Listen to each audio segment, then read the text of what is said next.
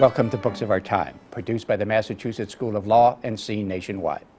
Today we shall discuss a book which its author calls a generational memoir. The book is My Life in the Middle Ages, A Survivor's Tale, and its author is James Atlas. Mr. Atlas is also the author of biographies of two great American writers, the relatively little-known Delmore Schwartz and the extremely well-known Saul Bellow. He is also a publisher. He is with me today to discuss My Life in the Middle Ages. And I am Lawrence R. Valvel, the Dean of the Massachusetts School of Law. Jim, thank you very much for coming up from New York to be with us. I should tell the audience, Jim, because I think this is going to come up from time to time, that you and I grew up perhaps 2 or 3 miles apart. We went to the same high school. We see the Chicago area and its products in much the same way, and, and no doubt there'll be a little discussion about this as there was at lunch with the faculty before the taping of the show. But let me start out the show by asking you, rather than immediately launching into a discussion of My Life in the Middle Ages, let me start out the show by asking you to tell the audience who Delmore Schwartz was and how you came to write a biography of him. Delmore was born in 1913, and he was a poet of what was still called, the tragic generation of American poets who came of age in the 40s and 50s. John Berryman was one, Randall Jarrell, Delmore, Robert Lowell, with whom I studied actually at Harvard, and through whom I first got to know Delmore as a figure. And I was always struck from the first time I read about him in the obituary that Alfred Kazin wrote in the Washington Post book world, and I can still see it in our living room in Evanston, Illinois. Delmore was a tragic character who came to a sad end in a hotel in Midtown Manhattan, all his early promise squandered. But he had been such a vivid and eloquent poet and so able to write in the American vernacular combined with the high literary style of English literature that it just thrilled me. So I became interested in him. And you were basically responsible for rescuing him from obscurity, were you not? I was, though I had a great advance man in the name of Saul Bellow, who, while I was writing my book about him, no one had ever heard, and I had just gotten out of graduate school. It was very embarrassing to tell my future mother-in-law that I was writing about Delmore Schwartz. In fact, in my marriage notice, it says he is writing a biography. It didn't even say of who. But 2 years before I published my book, Bellow published Humboldt's Gift, which is this fantastic, vivid portrait of Delmore in the name of a poet named von Humboldt, and it's so accurate that every reviewer and critic in the land started talking about Delmore. So by the time my book was published, he was on the map a little. Yeah. I'm sure that Saul Bellow, that was the first time Saul Bellow ever played the role of mere advance man, although he was more than that in that book.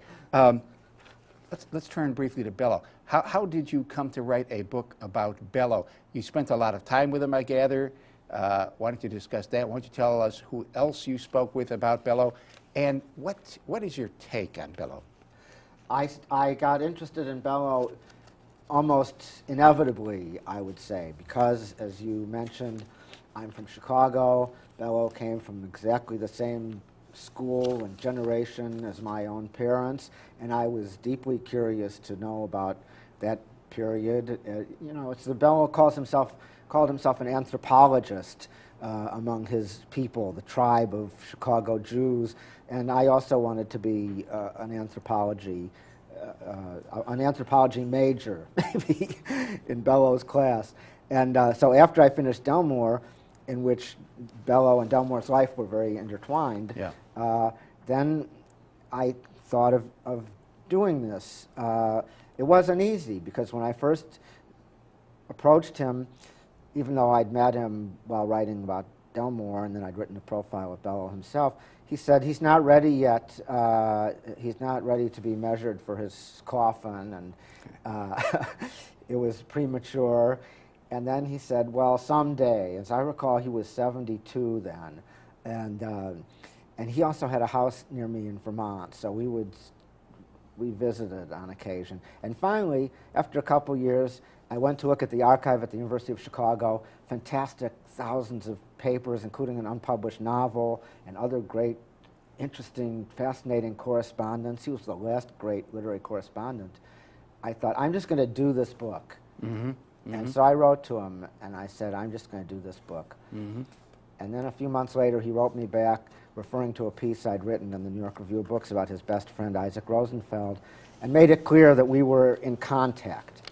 So that was the beginning of it, and he used to say that the biography was neither authorized nor unauthorized. Mm-hmm. It certainly wasn't authorized, but he gave me access to most of his documents. Yep. And I spent a wonderful 11 years writing that book. Yep. And he went around with you a lot to various places in Chicago, did he not? You had a lot of personal contact, a lot of personal discussions with him.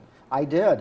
He once wrote to me inviting me to go tool around the Northwest Side in his Range Rover. And so that was a fun. I guess we did that a couple times. Yeah, yeah. And we went here and there in the city, and then I interviewed him in his home for 2 or 3 times a year. And you asked me about who else I interviewed. In his review of the book in the New York Times, John Leonard said he interviewed everyone who hasn't bought the farm. I interviewed a lot of people, probably 300 of his friends and neighbors and associates and family and people from people from early life, even though there was 75 or 80 years. Well, it would have been 60 years before. Yeah, it was fascinating. One thing that I read about Bello, and I'm particularly interested in it because it mirrors what I think about the city, and I think it to some extent mirrors my own personal style, which I think perhaps comes from the city. And that is, you talk about him being a combination in his writing, and I guess elsewhere, of the high and the low. Can you elaborate on that for us? Yeah, I mean, he was a great exemplar of this tradition. For him, the low was the demotic American speech of the streets that he mastered in his early breakthrough book, The Adventures of Augie March. He really could capture how people on the Northwest Side talked, and they weren't professors either. And at the same time, he brought to this marvelous wealth of biblical language and quotations from English literature and French that he'd learned in Montreal. So he had the classical style merged with this demotic American speech, and it produced something entirely new. I would say that you could not live in the streets of Chicago and not learn the demotic American street language. You know, you weren't going to survive. No, that is all true. On the other hand, there weren't that many people who had also read Alexander Pope. And, absolutely fair. Absolutely fair comment. You mentioned briefly that his best friend was Isaac Rosenfeld. Now, you briefly mentioned Rosenfeld in My Life in the Middle Ages, but you don't say that I remember that he was Bello's best friend. The reason I'm so interested is this. Rosenfeld, you say in the book, was thought by the people who knew them both when they were young, it was thought that Rosenfeld was going to be the great literary star. And Rosenfeld fell upon hard times and so forth, and Bello rose to the very heights. How does that relate to some of the points in My Life in the Middle Ages? That's a really interesting question, put that way. I was as fascinated by Rosenfeld as I was by Bello. In fact, I thought about him more, and I wrote an essay about him earlier than I began writing about Bello. And I really did know my best friend's mother was his girlfriend, and he was a figure. He was somebody, and I read his beautiful novel, Passage from Home, which is about a Chicago boy, sensitive Chicago boy growing up on the Northwest Side. So I had a real identification there. And I think the dynamic relationship, that they were best friends. Bello made it big. Rosenfeld died at the age of 38 of a heart attack. He published a fair amount. He was a young rising star, Rosenfeld. And the fact that their paths in life diverged so dramatically was fascinating to me. Why did they diverge? In other words, why did Rosenfeld apparently have a lot of problems? Oh, Rosenfeld had a lot of problems because he had a lot of problems. He had emotional problems, and he just was stuck and self-destructive and couldn't write, and had became a Reichian for a while. It had a lot of analysis, and he just couldn't make his way for lots of psychoanalytic reasons. And Bellow could make his way, but Bellow was very jealous of Rosenfeld at the beginning. Yes. In the beginning, yeah. You know, we'll get back to it later, but what you're saying strikes me as of a piece with something that's all over my life in the Middle Ages, which is the question of persistence, sticking to it, just doing the work and so forth. You know, not letting things stand in your way, overcoming horrendous defeats of one type or another. That's really part of what I had in mind. One last thing about all this Chicago business. You are as I mentioned to you before the program. I have long thought that there is a particular Chicago style of personality. And you put it in the meeting with our faculty, or lunch with our faculty. You put it better than I've ever heard it put before, certainly much better than I've ever put it before. And I was really surprised that somebody agrees with what I thought was my cockamamie idea. You know? There's a combination of the high and the low, you know. On television you can say cockamamie. Believe me, having grown up in the streets in Chicago, a lot of things that I bite my tongue so I do not say. But explain what you think that Chicago personality is. I became aware of the personality before I knew how to identify and interpret it. But there is a kind of independence, strength of character, willfulness, refusal to, as one of Bellow's characters says, it's not just that I don't march to a different drummer, I do no marching. and so there's, and I have friends of my own who are of the same type, Scott Turow being one. They just have a kind of fierce independence. And where did this arrive from? It wasn't my idea, but I read an essay, a fascinating essay by Milton Friedman, the Nobel Prize-winning economist who was in Bellow's colleague at the University of Chicago. And Friedman said, trying to account for this, not just in literature, but the tremendous energy that came out of the University of Chicago and in law and economics, and still continues to, that it was a geographical issue to begin with. Chicago was further away from the pull of Europe as it evolved in New York City during that period. New York, as Delmore said, was a capital of Europe. Chicago was not a capital of Europe. Chicago was poised on the frontier, so it looked westward, and at the same time, it drew upon the resources, the intellectual and cultural resources of the East. And I think that's really part of it. It had enough space, both mental and physical, for people to come into their own. Yep. I'm sure that my friends, with all those things you mentioned as being typical of Chicago, Chicago personality, I'm sure my friends would agree with the willfulness part. Yeah, absolutely. Tell me, one last question on this. I guess the last one was supposed to be, but I'm going to ask one more. I take it that these things you've just discussed are the explanation, or at least part of the explanation, for why you say in my life in the Middle Ages that you have lived for decades now in the East. I suppose it's about 3 decades now, maybe more, 3.5 decades in the East. And yet you still do not feel comfortable, having come from a suburb in the Midwest, you still do not feel comfortable with the, what you call the sophisticated Eastern style.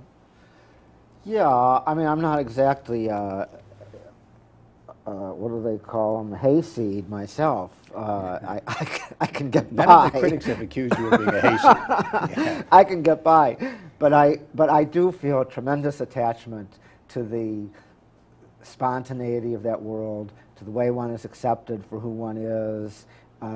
Everyone is drawn to their own roots. Everyone longs to go back in some ways. And for some people, the nostalgia is greater than for others, and some are fleeing one familial crisis or another and trauma and don't ever want to go back. Yeah. But for me, there's something about the city that still draws me, and that's why I was so glad to write my biography for 11 years, because I could go back. Yeah. I very rarely go back because I don't have much family there. So yeah, I don't either, but so now I had Bellows family. Great, great, great. Now, tell us,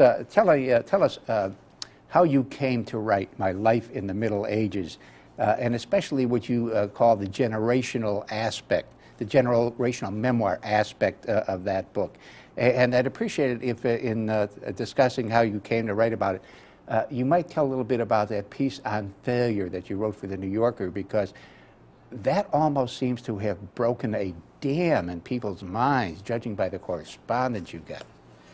Yeah, I guess it didn't occur to me at the time that I had written about a taboo. I was just trying to write about an experience, and failure I did get an amazing amount of correspondence about this. I think that people felt that it was one of these subjects they couldn't talk about, and as soon as I wrote about it, I can tell you for sure that's got to be true. And I'll tell you why. One reason is that it's happened to everybody. Now, that doesn't mean that everybody's lost a job. That doesn't mean that everybody has been on some downward spiral, but they could internalize it. If it weren't that they were private letters to me, I could tell you the names of some of my correspondents, and you would be absolutely stunned. Yeah. I mean, some of, like, really famous people that you would not And think of. this occurred because Tina Brown, was it, asked you to write a series of pieces in the New Yorker about various aspects of life, and one of them you wrote about was the question of failure, and boy, the dam broke and people started writing you. I'll tell you, it was, I'd written a number of these pieces. The first one I wrote was on the death of fun, how nobody has fun anymore and we're all career obsessed, and why not look back to a time when we did have fun. Though I submit that I still have fun intermittently. Well, that's mittently more than me. And then I wrote a piece about private children, private schools in New York, and other issues. I wrote about parents. And then I began about my aging parents, and I wrote about money. And then I began to realize I was writing about subjects, not myself. I wasn't writing a confession. I wasn't writing a memoir as such. But the genesis of the piece on failure was a friend of mine who I'd known in New York when he was going nowhere, basically, as a journalist and having a really disheartening career. And then one day I pick up the paper, the New York Times, and see this sleek, exceedingly well-tailored man staring out at me from the photograph and standing next to some huge Hollywood mogul. And I stared at the photograph and called my wife over and I said, "Hey, is that Dean?" His name, Dean Valentine. He had become head of a major TV network. And so I instantly thought, you know, in journalism you have to have a peg. So I thought my peg will be that I'm going to go out and visit Dean, which I did. And that became the basis for meditation on failure. And you also in the book, you point out in the book that people like Norman Mailer and a famous critic of the last generation, Cyril Connolly, they all consider, and you have many other people, I just don't remember them, all consider themselves failures. And partly, I guess that's because everybody, when they're young and don't realize their own limitations and incapacities, sets up these goals for themselves, which are proven ultimately to be unrealistic. Yeah, Mailer is very eloquent on this. I don't know, I think I quote him saying, after a while, you just want to mind the store. You know, you want to just do your work every day. Because these people begin with such towering ambitions. And it depends also, it's chronological. I mean, if you write your first great and perhaps greatest book when you're 24, like Mailer did, you got a problem. It's all downhill from there. It doesn't have to. I mean, he's been very heroic. He's written lots of interesting books. But in the book, the point you make is even Norman Mailer, even Cyril Connolly, everybody seems to think that they have failed in life because they haven't reached the ambitions that they seek. Now, you know, that leads to a question. Now, we're supposed to have 30 seconds left, but we're going to delay. We're going to delay the intermission here for a second. I wonder whether that concept of high ambition and failure is really true of everybody. People who live in, say, country, I don't know, small villages, the countryside and so forth. Do you think that they have the same kinds of problems. And I ask it for this reason. Your critics have said, and I think your critics have trouble reading, personally. Although one has to read with a little bit of imagination to understand this. Your critics have said that the book is not about universals, it's a self-absorbed. I take it that it's about universals. The concept of failure, that's a universal. The concept of always striving, which we'll get to, that's a universal. The problem of money, that's a universal. Maybe there can be some areas in this country where it's not true because people are leading a different kind of life. But don't you think, I take it you do think that you wrote about universals? I think I wrote about universals, and I wrote about those universals as they occur in the lives of people of the vast middle-educated class. I mean, I didn't write about farmers, it's true, but I did feel that I had addressed a wide public, and many of the responses I've gotten, positive responses, have been from outside of New York. Yeah. The book has a different response. Yeah, yeah, because we'll get to some of the other examples later, but anybody who thinks about it, I shouldn't say anybody, many people who think about it can see their own lives in what you have written about. We have to take a break. Stay with us. We'll be right back after a break with James Atlas.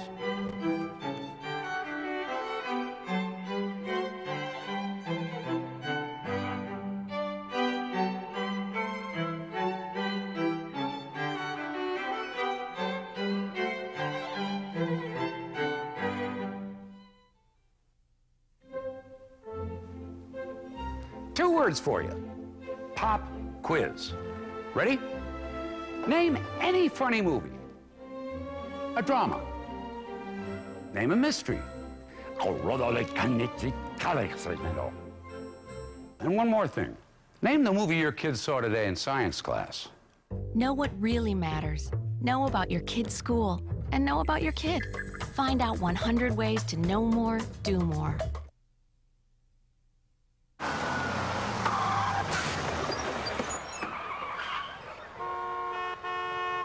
Hey, yo, Tim, get on your job, kid.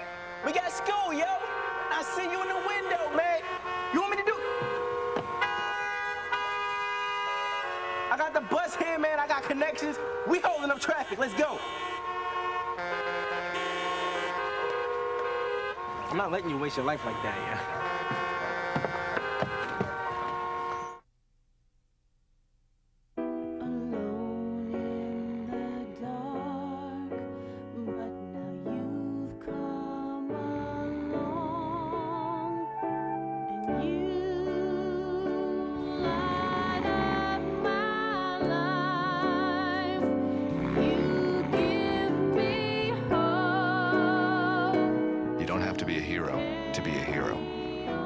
When you adopt a child from foster care, just being there makes all the difference.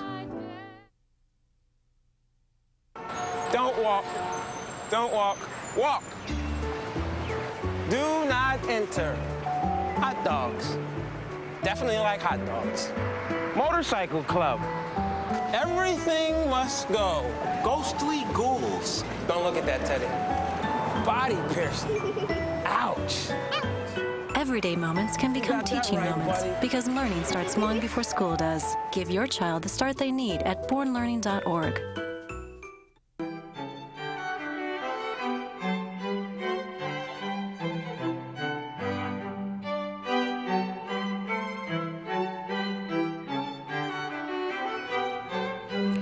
Welcome back. Welcome back. One thing that you talk about a lot in the book, Jim, at various parts of the book, and you don't even identify it as such, but you have stories that clearly exemplify it, is the idea that one simply doesn't quit. Your father was learning the internet in his 80s. You are taking lessons in tennis in your 50s, even though you were a high school tennis player for Evanston Township, and now you're taking tennis lessons in your 50s. Where do you think this idea of never quitting? I have to tell you, Churchill, in a very famous episode, which is known in England, not in the United States, Churchill was asked to deliver a commencement speech when he was a very old man to the school he went to, Harrow, and he got up and all he said was, never, never, never quit. and he never give up. I'm sorry, and he sat down. You know, maybe his greatest speech. Where do you think this idea comes from? Is it a Midwestern idea, a Chicago idea, a permanent human idea? Oh, I'm sure it's a human idea.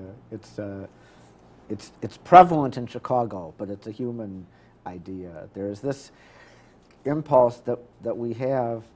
I don't think it's an impulse toward perfectibility. It's an impulse toward finishing a task. It's a very, and it doesn't always need to be an exalted task. I'm sure that people who build stone walls feel the same way. I know they do. People who work in their garden, people who do menial chores, there is something deeply human about that need to finish, to see the work done. And it's so easy to give up. There's so many moments when you just feel you can't. But then you do anyway. And to do it as well as possible.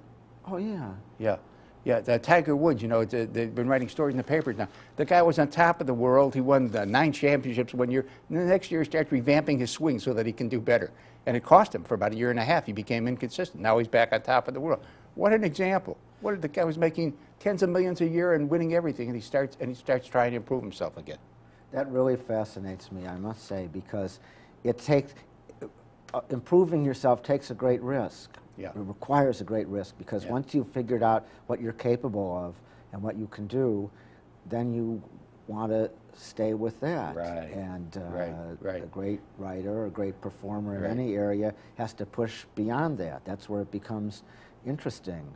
I love reading about sports failures. I find it, and I love watching tennis matches on TV at Wimbledon and the U.S. Open when it's so dramatic, because it's not happening over a period of a lifetime. It's happening right there on the screen. Right. You mentioned Greg Norman, and I forgot who else, a female tennis player. Novotny? Novotny. That was just amazing. Meltdowns. And meltdowns fascinate me. It's so, I remember hearing a story from Philip Roth. He was talking to Philip's a big baseball fan. He had lunch with Keith Hernandez, and he says, "What's your secret?" Philip Roth says to Keith Hernandez, the baseball player. And he says, "It's all mental," which is, it's what it is. What did Berra say? Saying like 90% of the game is mental and the rest is in the mind, or something, something on that order. I don't have it exactly right. Let's switch subjects here for just a moment. Tell us about your father, his bookish character, the kind of person he was, what happened to him in life, how it affected you. He was as I believe I said, he was a first generation. His parents were Russian immigrants who came to this country, and he grew up in rural Indiana and then in Chicago, an only child.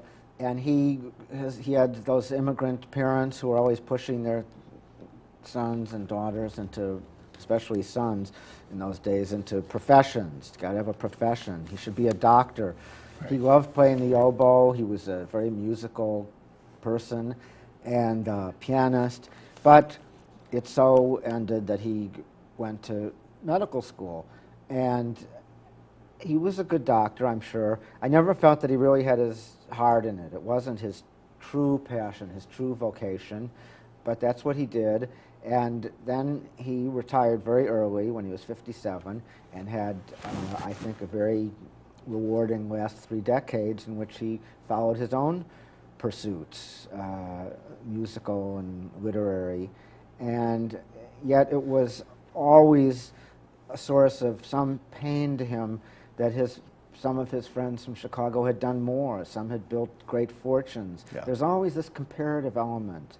And I think he literally took himself out of the game and moved to California from Chicago, which helped some. But it's a pity, because we measure ourselves, we're always measuring ourselves against others instead of against our own internal register.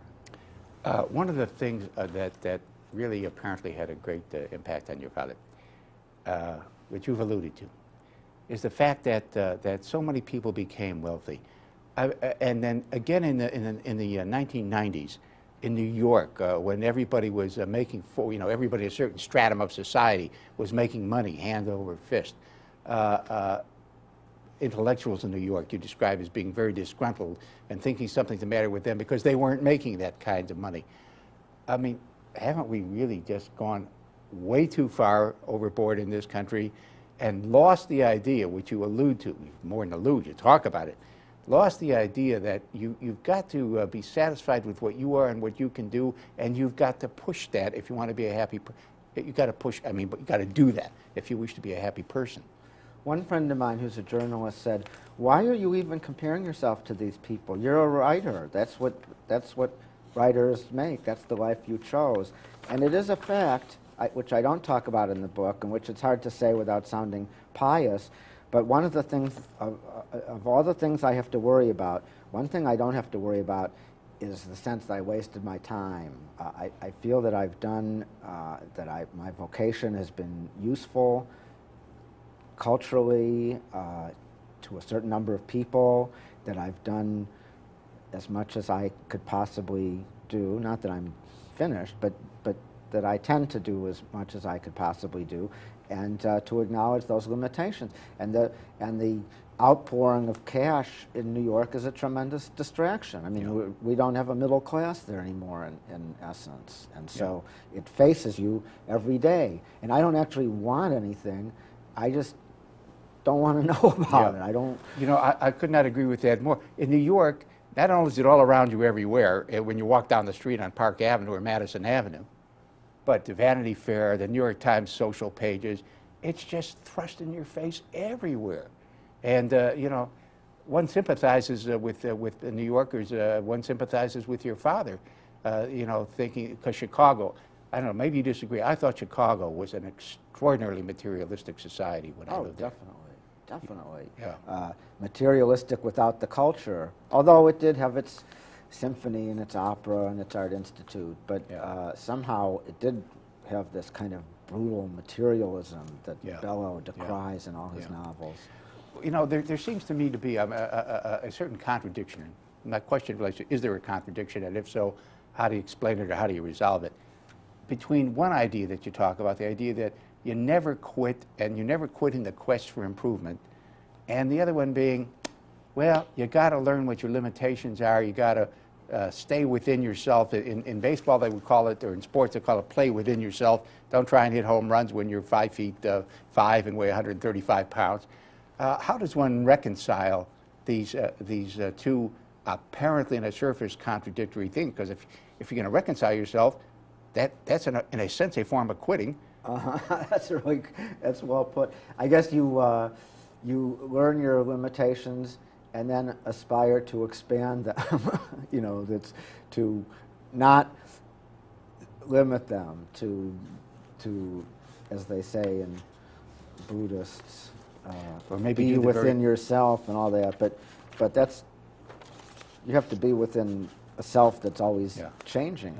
Nixon once said, "There's only one job in this town, and everybody else wants it." And you know, when that was by way of saying everybody wants to be president, of course, and when you aspire to what you can never get, life is just hellish. That is true. So maybe what you have to do is figure out what you can do and then try to be the best at that, or something on that order. Yeah, I think that, as I quote in my book, a poet who says at the very end of his life, he writes a poem, sort of elegy to his own life. He was a modest poet who didn't achieve a great deal, but achieved a lot. And he says, it was what I could do. What I could do, yes. And I was very moved by that, because what he could do was quite considerable. Yeah. And he had to learn that lesson. To me, it's an exemplary life. It was a hard life. Yeah. To say that, I did what I could do.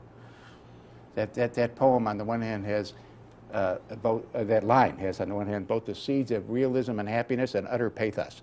You know? Yes, that's true. Sounds like life. Yeah. Talk about life. Yeah. Your father was a great reader. I mean, big-time reader. Home was filled with books. You grew up in a home filled with books. Your home is filled with books.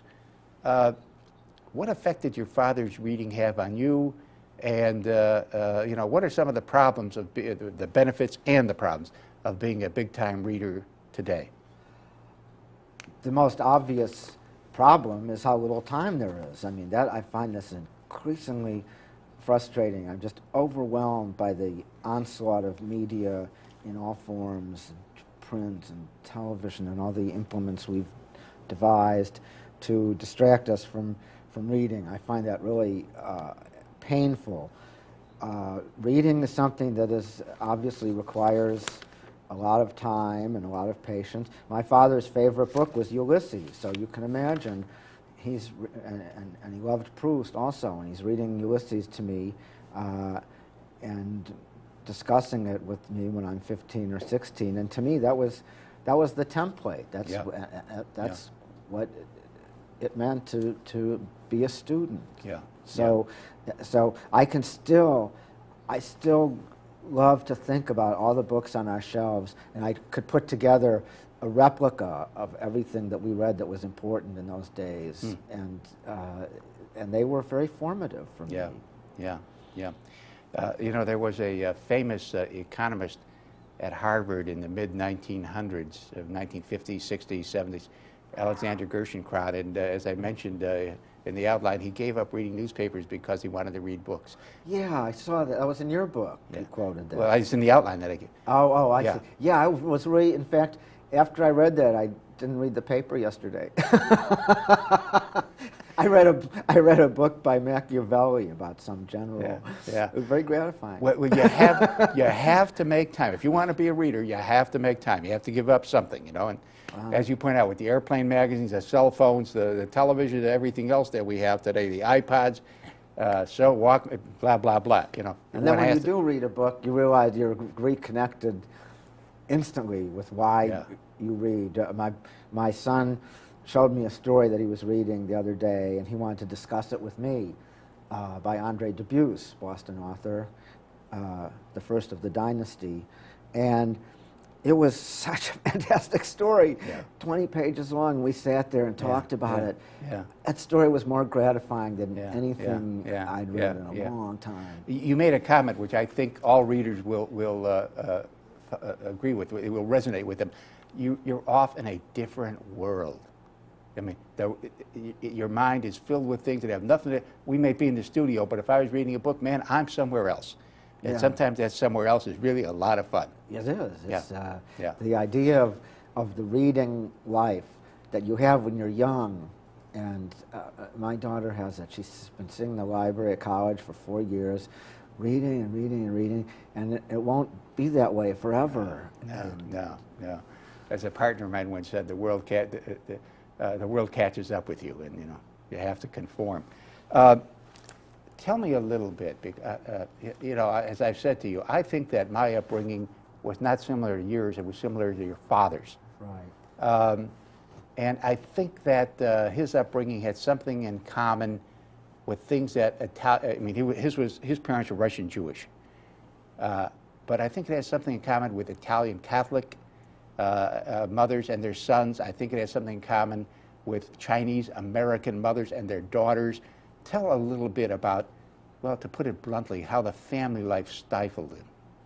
That's a very interesting question, because the pressure put upon these children, and now it is Asians and Indians and Chinese, it's such an American phenomenon.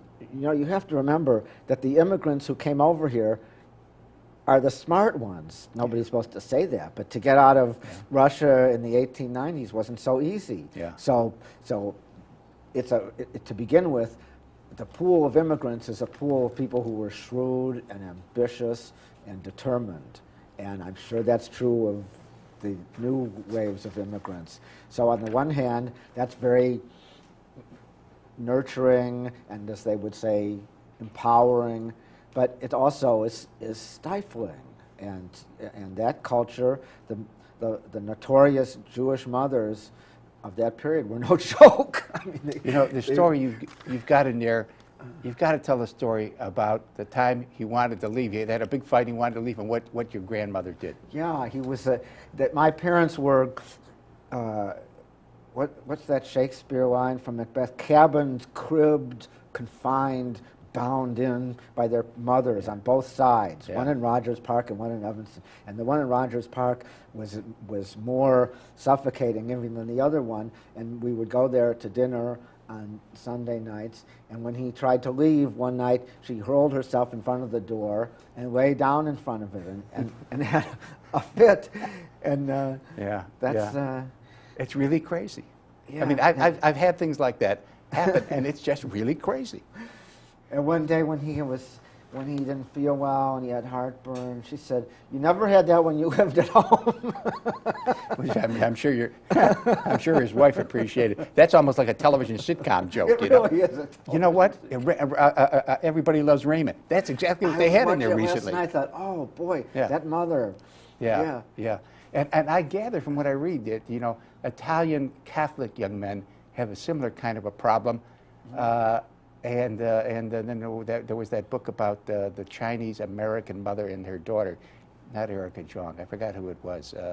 You know, so it seems to be a widespread problem of the immigrants. Yes, I mean, Everybody Loves Raymond is our story updated. Yeah. So it's it's incredible to live in a generation when children are actually encouraged to leave home.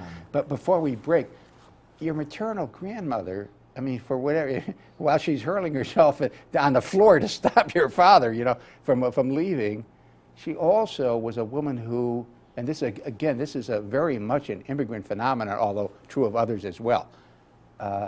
Always trying to engage in self-improvement, to become a pharmacist, taking classes and so on. Yeah, that was my father's mother, and my father's father had been an engineer. He'd gone to the University of Warsaw, and then he couldn't get a job in engineering over here, so he became a pharmacist. But I remember, in fact, among the formative books of my childhood were these books called the Haldeman Julius Blue Books, if you remember those. They were classics, little blue-bound volumes, and of Schopenhauer and Nietzsche and Locke. I used to sit and read those while I was waiting for the Ed Sullivan Show to start. Yeah. Listen, one more question before break, apropos of that. I gather from my life in the Middle Ages that you were sort of an artistically inclined kid when you were in your teenage years, and that your parents kind of thought, were worried that this might indicate maladjustment. and you know, my reaction, my recollection of the city in those days was, you know, if somebody was artistically inclined, and I would say this was true in Ann Arbor, where I went to school too, where we had David Newman, who wrote Superman in the movies many years later, is that, boy, if you were artistically inclined, they thought you had a screw loose. Did you find it, I mean, how did you find this? I think it's a little bit more complicated than that, in that they also took great pride in my so-called artistic imagination and pushed me in that direction the same way that my father's father pushed him to go to medical school. It was like, my father says to me once, "You're an artist, you'll suffer your whole life." I never forgot that. So I don't want to suffer my whole life. Never mind about art. Yeah. But I was greatly encouraged to be an artist. On the other hand, that was a myth of that period. It wasn't just in my household. This was a cultural myth of that period. I mentioned before the so-called tragic generation of poets. If you were an artist, you were crazy. And here we are, living proof. Okay, we have to take another break, and we'll be right back. Stay with us for the third segment with James Atlas.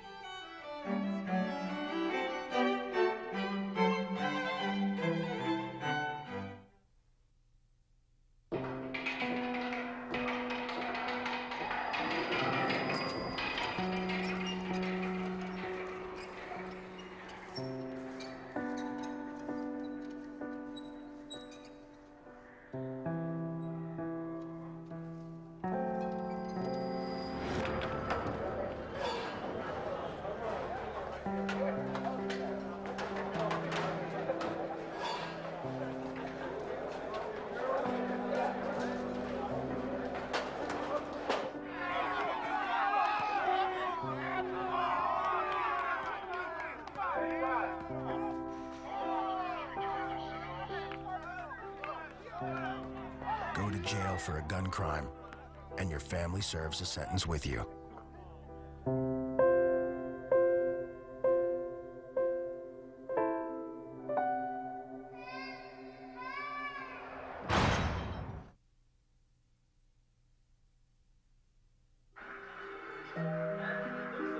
Passing gas in the presence of others is not only inappropriate, That is so foul. it can be deadly. Passing gas releases a fog of carbon monoxide Grandpa, and other poisonous fumes that can contribute to asthma and pneumonia. you're killing us over here. Kids shouldn't be exposed to secondhand smoke. Don't pass gas, take it outside.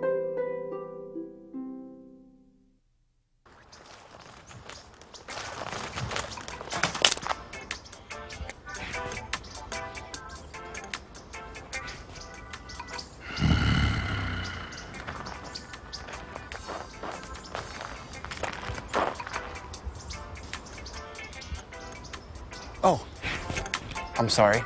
I'll put that out.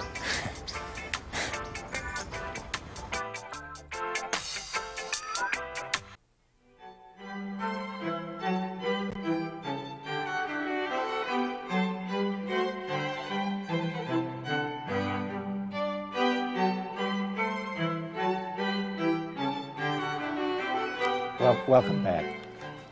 Jim, in the book, you have this absolutely beautiful story. It's filled with pathos. It's filled with human warmth. It's the story about your father and his friend Jerry through their lives. Why don't you tell about it and tell what you think it means in human terms?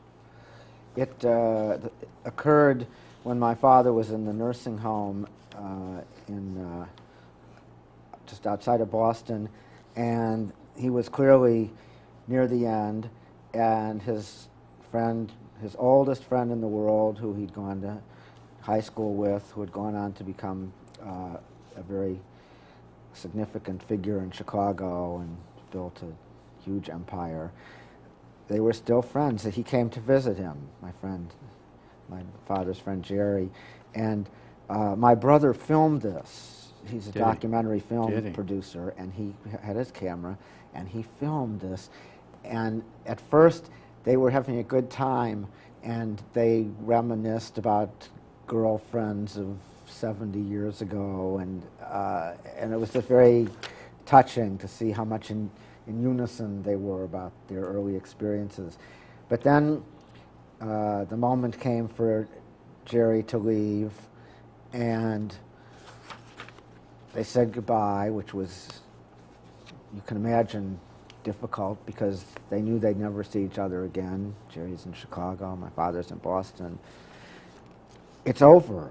It just, everything has an end, but to see the end was incredibly dramatic, and my brother kept the camera on so that we were able to see what my father's face looked like after Jerry left. And it was a face of such utter devastation. It was this, as I say, the finality of it, that this was a visual image, a portrait of loss. Yeah. But they went back to high school together. Yeah, they did. And your father had done some things for Jerry in high school. Oh, that was a wonderful story that I forgot, and somebody, I think my brother had to tell me that Jerry was very busy, didn't go to college, told my father that he should go into business with him, and they were building this container business, which they built into an empire.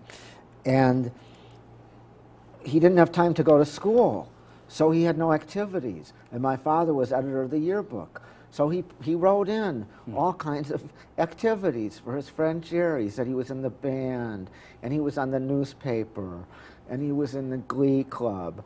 And he didn't tell Jerry this. So when Jerry goes to the yearbooks are distributed and he opens his yearbook, there he is having a very busy and conventional high school life. Yeah. Who, me? You know, and then they maintained their friendship throughout their life. They saw each other all the time. Wow. And this goes on. And then your father gets visited in Boston by Jerry. And boy, that finality comes, you know, after 70 years. You say, oh, my it is. It's amazing. That is a long time.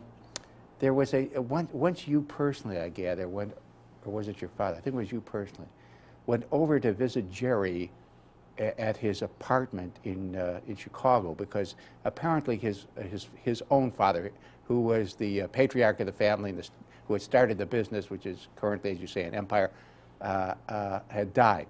And you went over there, and you described all the art there, and in the basement were these two silver clouds, covered, I guess, with some kind of cover, but silver clouds are very fancy Rolls Royce. And what did all this mean to you? You're an extremely close reader, Larry, but I just have to correct you there on a little detail, that it wasn't his Rolls Royces. It was somebody else in the building. Those people, my father and his friends, were very unmaterialistic, and these people with huge wealth didn't display it. But there were, in fact, two silver clouds in the basement belonging to some family with their shrouds over them. And I can't remember exactly how I put it, but it always has haunted me that the people disappear and the objects remain, that we're so transient and insubstantial. It's like the neutron bomb, you know. Life kills people and leaves standing all the edifices, and I'm always taunted by that. Yeah, well, I have been too, and you're the only other person that, really, seriously, the only other person who's ever mentioned that I've ever spoken with.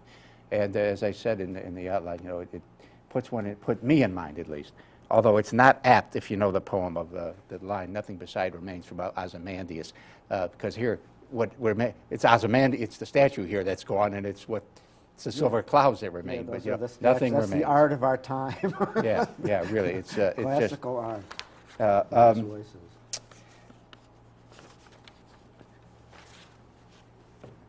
Two things I want to talk about before we're done. One is something that blue-collar people have experienced for at least 200 years. And I think only in about the 80s did it begin to hit the white middle class, white-collar occupations, and that's the experience of losing one's job. You know, I can't forget the line in there that somebody said to you, whom I guess you knew you had worked with, and after he lost his job, he said, "I thought I would fall down in the street," which is, you know, I have read that next to losing a child, losing a job is the most traumatic thing that can happen to somebody.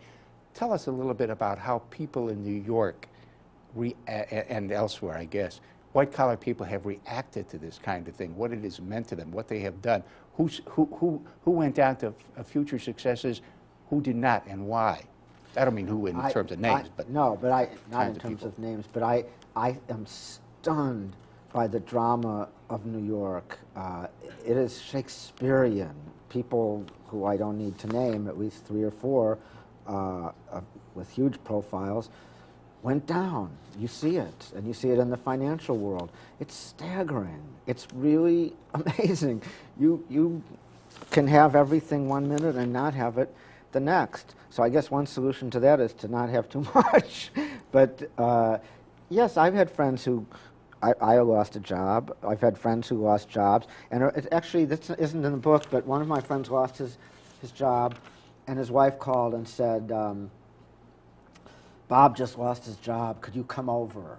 In other words, it's like a death in the family, and the close friends were supposed to come over and be there with him. It was a death. That was amazing. do you think that until the last 10 or 15 years, well, let me put this a different way.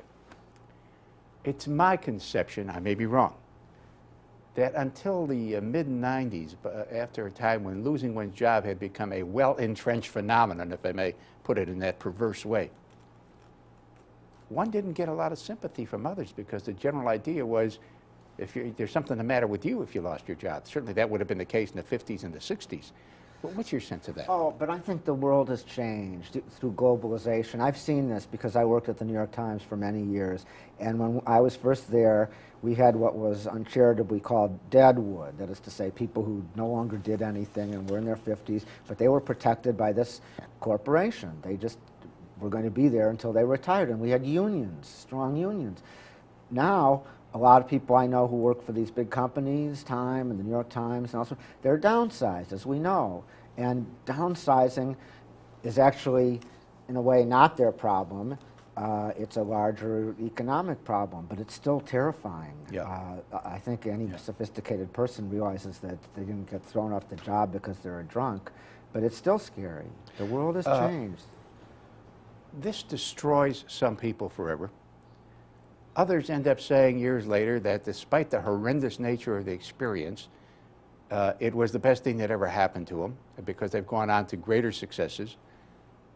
What accounts for the difference in results for people? I mean, luck always plays a role, but aside, who was it that recently said, anybody who's very successful and says that luck has nothing to do with it is a damn liar. But aside from luck, what are the traits that you think govern whether somebody will come out of this more successful than ever, or at least equally successful, or come out of this with their life permanently devastated? I think there are two things. One is what they call, a wonderful phrase, a talent for luck. In other words, you have luck, but your entire life and work have prepared you for the luck that comes along, so that it's not serendipitous entirely. It's the luck that comes to you because you deserve it. The residue of preparation, as Branch Rickey said. Yeah, good. But I think also it can destroy you, but you just have to, there's a kind of stamina and tenacity that's just a human trait. Some people have it and some don't, and that is that you're just not going down.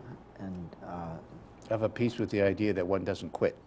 Yeah, and you don't know that you're not quitting. You don't. It doesn't feel like not quitting. Yeah. But somehow you are pushing on. Yeah. And that's, you've got to do that. Yeah. Now, one other subject in the book that relates very strongly to something that's going on today. We have had proposals to privatize Social Security, which would mean that everybody is to some extent responsible for their own pension type, the investments that will provide them funds they need after they retire. Now, I'm not going to comment on those proposals one way or another. It looks like they're dead in the water, but who knows? What has been your investment experience? Because I think that what you and apparently others have found really bears on this extensively. I would say it's not just my investment experience, which is mainly we didn't have very much money and we didn't make very much money and we didn't know what we were doing. I think it's a much more profound issue, and that is that the social fabric is unraveling. And I feel extremely strongly about this, that because conservatives are trying to dismantle what they call welfare society, we're actually abdicating responsibility for our citizens, and that's not the kind of country I want to live in. I really one of the things one of the criticisms, and this is apparently proven true in England and I think in Chile, or at least so I read, is that when people are really not equipped to make their own investment decisions, and a lot of the people to whom one might turn, I won't call them charlatans, but they're not very competent and the results are very bad. Yeah, can you imagine what it will be like if Social Security is privatized and people have to depend on their own resources? If a person from my sophisticated, educated background can't figure out this stuff, how are ordinary citizens going to figure it out? And you ran across one investment advisor after another who put you in the tank. Yeah, I was always amazed. They would accumulate great wealth. They weren't putting themselves in the tank. I finally realized it's fees. Yeah. These people, they can't lose. But you can't. They can either make 20 million or 40 million or 100 million, but they're getting their fees. And so I would be just amazed at this. A guy who's done brilliantly as the advisor to Yale University just wrote a book, David Swenson, and he says pretty much that. And as I said, that's been the experience in Chile and in England. The people who are investing, who are advising, they get a lot of money. The people whose money it is, well, they're in the tank, you know. Yeah. Well, we have to wrap this up. Thank you very much. Thanks. I hope everybody buys and reads your book. Thanks so All much. 3 of them. Thanks a lot. We'll see. To the audience, be with us again next time for the next edition of Books of Our Time.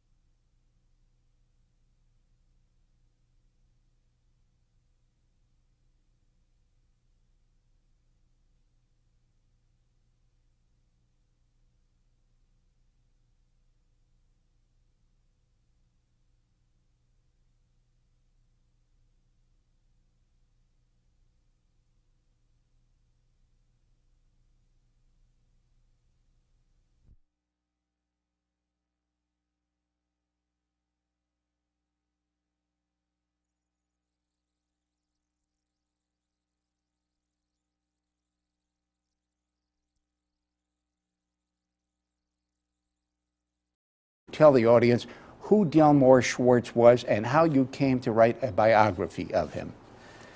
Delmore was born in 1913, and he was a poet of what was still called, the tragic generation of American poets who came of age in the 40s and 50s. John Berryman was one, Randall Jarrell, Delmore, Robert Lowell, with whom I studied actually at Harvard, and through whom I first got to know Delmore as a figure.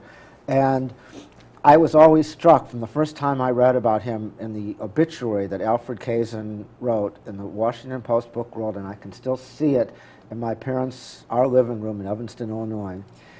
Delmore was a tragic character who came to a sad end in a hotel in Midtown Manhattan, all his early promise squandered. But he had been such a vivid and eloquent poet, and so able to write in the American vernacular combined with the high literary style of English literature that it just thrilled me. So I became interested in him. And you were basically responsible for rescuing him from obscurity, were you not?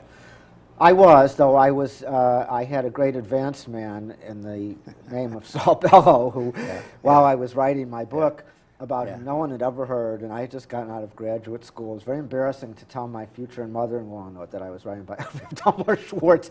In fact, in my marriage notice, it says he is writing a biography. It didn't even say of who. But 2 years before I published my book, Bellow published Humboldt's Gift, which is this fantastic, vivid portrait of Delmore in the name of a poet named von Humboldt, and it's so accurate that every reviewer and critic in the land started talking about Delmore. So by the time my book was published, he was on the map a little. Yeah, I'm sure that Saul Bellow, that was the first time Saul Bellow ever played the role of mere advance man, although he was more than that in that book. Let's turn briefly to Bellow. How did you come to write a book about Bellow? You spent a lot of time with him, I gather. Why don't you discuss that? Why don't you tell us who else you spoke with about Bellow, and what is your take on Bellow? I got interested in Bellow almost inevitably, I would say, because, as you mentioned, I'm from Chicago. Bellow came from exactly the same school and generation as my own parents, and I was deeply curious to know about that period. You know, Bellow called himself an anthropologist among his people, the tribe of Chicago Jews, and I also wanted to be an anthropology major, maybe.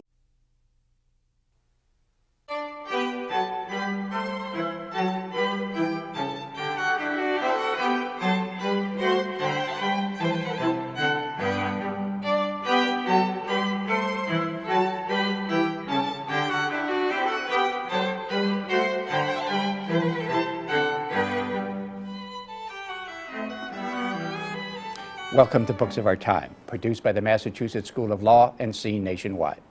Today we shall discuss a book which its author calls a generational memoir. The book is My Life in the Middle Ages, A Survivor's Tale, and its author is James Atlas. Mr. Atlas is also the author of biographies of two great American writers, the relatively little-known Delmore Schwartz and the extremely well-known Saul Bellow. He is also a publisher. He is with me today to discuss My Life in the Middle Ages. And I am Lawrence R. Valvel, the Dean of the Massachusetts School of Law. Jim, thank you very much for coming up from New York to be with us. I should tell the audience, Jim, because I think this is going to come up from time to time, that you and I grew up perhaps 2 or 3 miles apart. We went to the same high school. We see the Chicago area and its products in much the same way, and, and no doubt there'll be a little discussion about this as there was at lunch with the faculty before the taping of the show. But let me start out the show by asking you, rather than immediately launching into a discussion of my life in the Middle Ages, let me start out the show by asking you to... in Bellow's class. And so after I finished Delmore, in which Bellow and Delmore's life were very intertwined, then I thought of doing this. It wasn't easy, because when I first approached him, even though I'd met him while writing about Delmore, and then I'd written a profile of Bellow himself. He said he's not ready yet.